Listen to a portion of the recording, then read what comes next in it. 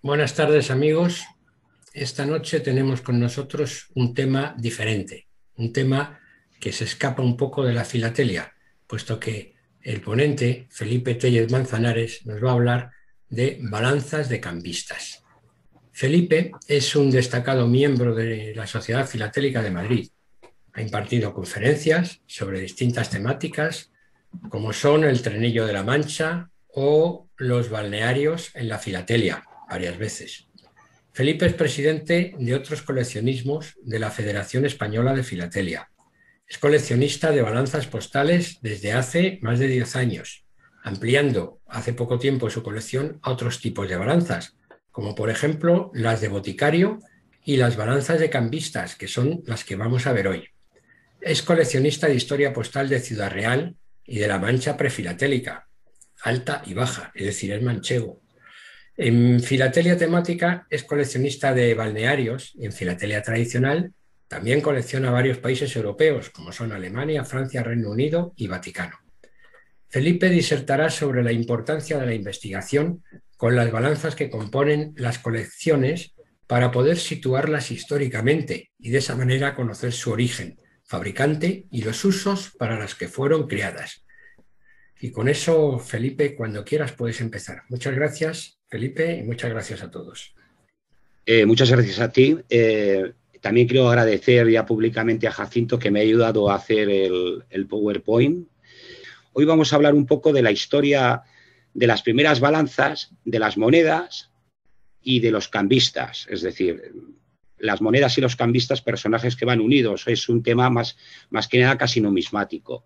Entonces, una de las primeras actividades ligadas a la evolución cultural del ser humano fue el comercio. El intercambio de productos lo enfrentó a la necesidad de pesarlos y de medirlos, cosa que hacia el 3500 resolvieron en Mesopotamia. A comienzos de la época histórica, los metales realizaron la función de patrón tipo y los gobernantes establecieron patrones ponderales, dinerales, que fueron de obligado cumplimiento en todos sus territorios, incluyendo órganos de control supervisados por funcionarios fiscales que inspeccionaban y contrastaban y marcaban las medidas como garantes de su fidelidad y aplicando sanciones ante su incumplimiento. Los metales utilizados para este fin al principio de la época siria antigua fue el estaño y la plata en la época sumeria. Para el tráfico comercial, la plata se utilizaba en forma de anillos, de barras o de pitas. Y pronto se comenzó también a examinar el peso y la calidad de la plata. Las distintas piezas de plata estaban provistas de una marca de control, se llamaba Cancú, para inspirar mayor confianza.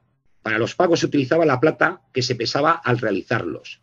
La unidad de peso usual era la mina, aproximadamente medio kilo, que se dividía en 60 siclos. Cada siclo, en arcadio siclo, equivalía a 8,42 gramos de plata. El peso del siclo correspondía al peso de 180 gramos de cereal.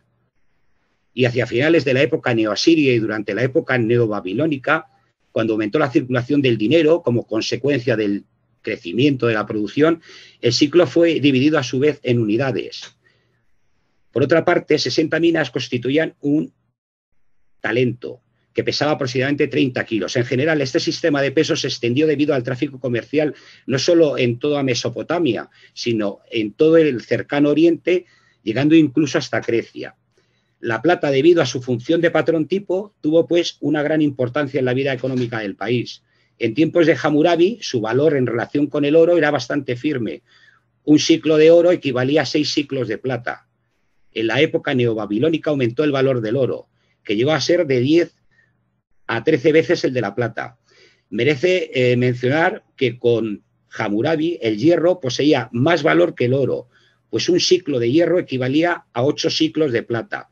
Más adelante el hierro no trabajó bajo considerablemente y el periodo neobabilónico, la relación del hierro y la plata era de 1,225. El valor del cobre era menor. En la época paleobabilónica, por un siclo de plata se obtenía de 120 a 140 siclos de cobre. Su valor aumentó más tarde para alcanzar incluso, según las inscripciones de Sargón II, al de la plata. Pero los documentos de la práctica comercial no confirman que el cobre hubiera alcanzado tan alto valor. Bueno, pues esto es un poco una historia que he ampliado aquí a lo que os ponía. Y vamos a hablar un poquito, antes de meterme con el tema español, quería comentaros también las primeras noticias que tenemos de cuando aparecen los cambistas, estas personas que se dedican a cambiar moneda. Entonces parece ser que en Roma este oficio ya era desempeñado por una persona que se llamaba Numularius, tiene un nombre un poco extraño. Y se dedicaba pues a hacer ya, digamos, las primeras rutas comerciales, y los cambistas, digamos, iban siguiendo estas rutas, porque su negocio era el cambio de moneda para que los romanos pudieran cambiar y comprar con su moneda en todas las partes donde estuvieran. De hecho, por ejemplo, si leemos la Biblia en el antiguo templo de Jerusalén, a la entrada del templo existían mesas y bancos que, digamos, que ya había ahí cambistas que ayudaban a los peregrinos a cambiar moneda, porque por lo visto estaba allí totalmente, no estaba permitido pagar con una moneda que no fuera la moneda local de allí. Y entonces se ponían a la entrada del templo y hacían el intercambio comercial. También estos primeros cambistas eran los precursores de los banqueros, porque también aceptaban depósitos de dinero hasta que el visitante se iba de la ciudad, y de esa manera le guardaba el dinero a este hombre y así no se lo quitaban. Luego los musulmanes también, como comentaba antes, iban por las ciudades medievales en los zocos, y en todos los zocos de ellas había zonas destinadas al almacenaje, a la fiscalización de las mercancías, a la venta en subasta, y también estaban los cambistas que se dedicaban a cambiar moneda. En casi todas las ciudades europeas de la Ciudad Media pues existía esta figura de cambista. Entonces aquí en España pues el tema de los pesos estaba, cada ciudad, cada pueblo tenía sus propios pesos, sus cambios y tal. Y el primer intento de unificación en España pues partió de Alfonso X, cuando el 7 de marzo de 1261 otorgó en Toledo el privilegio que establecía el caiz toledano, entonces fanegas como medida de áridos. Se implantó el mollo de Valladolid, que hacía 16 cántaras, el peso mayor de la carne se fijaba conforme a la red de Burgos, que era de 10 libras, y en cuanto a las medidas de dinero se adoptó la vara de Toledo como unidad ponderal. Se ordenó el marco alfonsí, que pasaba 8 onzas. Pues eso es un poco lo que nos interesa. Vemos que va cambiando, podéis leer todos un poco la historia, que va llegando hasta la pragmática de los reyes católicos, que ordenan que para las casas de moneda, consejos y cambistas, la fabricación de patrones de latón convenientemente custodiados y con pesos ajustados a la norma, con el fin de velar por el buen uso del oro. De hecho, en el siglo XVI, por ejemplo, en Inglaterra, si pillaban a alguien, a un cambista haciendo trampas, pagaba con la pena capital. Era muy grave, era un delito bastante grave. Y bueno, pues hay que esperar ya hasta el reinado de Isabel II, cuando se aprobó la ley de pesas y medidas, que no se llevó a efecto hasta prácticamente casi a final del siglo. Bueno, vemos que hasta final, por problemas políticos, hasta final, a partir de julio de 1880, digamos que ya empezaron a funcionar con el nuevo modelo. Entonces, los ponderales monetarios o dinerales son las fichas o pesas utilizadas por los cambistas para pesar las monedas, para saber exactamente el peso que tenían. En el siglo XIV, XV, ya veremos algunas, había hasta 32 fichas de este tipo, que correspondían a 32 monedas que estaban circulando por toda Europa, y que los cambistas pues tenían que tener un patrón de cada moneda para poder luego identificarla, ver que no estaba limada, que no estaba cortada o que no era falsa. Y estas se fueron, digamos, un poco, cada vez los estados lo que iban haciendo era acumulando estas monedas, fundiéndolas y creando su propia moneda. Con lo cual, hasta el siglo XVIII, a finales, pues ya quedaban cada vez menos monedas en circulación. De hecho, ahora veremos las inglesas, que esto que vemos a la izquierda, esta balanza es de cambista y de boticario, dependiendo de de la pesita que se le pusiera. El que estamos hablando, el conjunto este que pones estaría destinado a pesar moneda de oro española y lo podríamos fechar a partir de 1848, es una ilustración que va a salir después, que es una báscula que también tengo española y que tiene los dinerales y tal de las monedas, que de la onza, media onza, 5 duros y 4 duros, que corresponde a las monedas de la época. Como os comentaba, que luego veremos más balanzas, porque os voy a enseñar una colección de balanzas que se subastó, me parece que fue en Barcelona, y que las adquirió en su totalidad el Museo Arqueológico. Y ahí aparecen pues bastantes y muy bonitas, ya las enseñaré. Yo os enseño ahora las mías, que son pobretonas.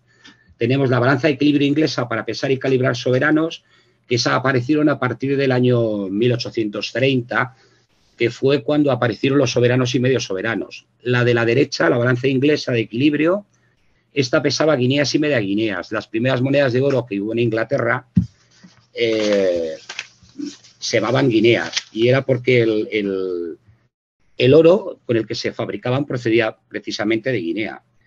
En el siglo XVII había tantos tamaños de monedas en circulación que algunas de las cajas de balanzas de madera macizas llevaban hasta 12, 16 pesos. La moneda de Guinea se llamaba así por el oro proveniente de la costa de África. Se acuñó por primera vez en 1663 y varió el valor entre 20 y 30 chelines, cayendo en 1917 a 21 chelines. Y a partir de ahí dejaron, digamos, de usarse, y en 1817 aparecieron los soberanos. La máquina la balanza de la izquierda de equilibrio, aparte de conocer el peso del medio soberano y del soberano, también realiza dos funciones más. Por un lado, sirve para meterla se ponían en unas cajas de madera, y luego la moneda se introducía por la ranurita y tenía que caber perfectamente. Era como otra prueba de que la moneda era auténtica. Estas dos que os contaba. El Estado adquiere este tipo de balanzas.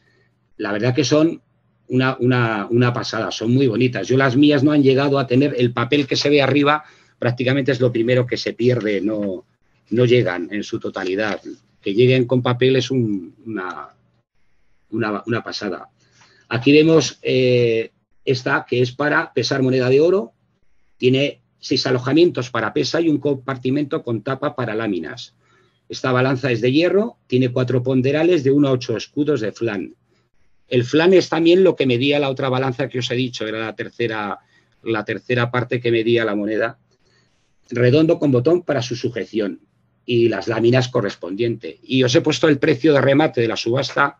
Me parece curioso saber también el mercado qué paga por este tipo de cosillas. Aquí tenemos otra caja, la número 2, con ponderales de oro española del siglo XVIII. La caja es de madera rectangular, muy bonita. La etiqueta de papel adherida bajo la tapa, con la explicación impresa indicando los pesos e instrucciones para el pesaje de los mismos. La balanza de hierro, obviamente. 4 ponderales de 1 a 8 escudos, en flan tronco piramidal con marca de concha y las láminas correspondientes. Este era baratillo, 175 euros. Luego la número 3 tenemos otra caja española para monedas de oro, y esta es de Barcelona, de 1732. Y tiene la inscripción en tinta negra, y detrás de la tapa se pone FET en Barna al Carrer del Rey. Bueno, es de hierro y parece ser que está rota. La punta de medir está rota. Aún así, el precio de remate, 125 euros, está también bien. Aunque se las quedó todo, insisto, se las quedó el Museo Arqueológico todas. Aquí tenemos otra de monedas de oro española del siglo XIX. Esta es muy parecida a la mía. Por lo menos los ponderales son cuadrados y los 6 ponderales, esta dispone de los 6. Y prácticamente son los mismos ponderales que yo os he enseñado antes en mi cajita del año 48. Fíjate, esta se remató en 260. Luego abajo tenemos otra caja preciosa de 1890 que tiene 13 alojamientos para pesas, con lo cual esta podría servir para, aparte de pesar moneda de oro, para otras cuestiones, como los de boticario también podría ser, seguramente. Y esta se remató en 310. Dice 13 ponderales de 1 a 16 durillos y de 1 a 20 gramos. Sí, justo, año 1890, ya estamos hablando del sistema métrico decimal que se había implantado Isabel II. Aquí tenemos una caja de las bonitas con 25 ponderales, con lo cual sería, yo diría que sí, míralo, bueno, 1648 efectivamente, que era cuando hemos dicho que había infinidad de monedas por Europa y que cada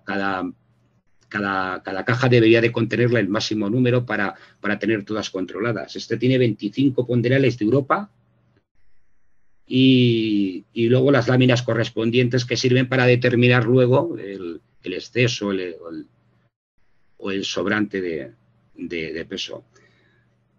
Aquí tenemos abajo una de origen francés, la número 7, del siglo XVIII. Y el sistema es igual, lo único que en este caso los ponderales que tenga serán de las monedas que se usaban en esa época en Francia. Y aquí veo que prácticamente son ponderales anidados. ¿Dónde lo pone? Sí, 5 de vasos anidados, sí. 5 ponderales de vasos anidados. Es que van uno dentro de otro, como las muñecas estas rusas, para que ocupe menos que la cajita. Luego aquí tenemos una especial que es de diamantes y piedras preciosas del siglo XVIII. Y tiene las pesas, las láminas y los ponderales correspondientes de 2 a 5 gramos para poder pesar las piedras. La número 9 también es de diamantes y de piedras preciosas y es francesa. Y esta dispone de 8 ponderales de 1 a 64 quilates de flan. Y es tronco piramidal. La caja es muy bonita, es de caoba. Y bueno, pues espero que os haya entretenido. Yo me pongo muy nervioso con estas cosas, pero bueno, espero haber dado alguna. Muchísimas gracias por haberme escuchado.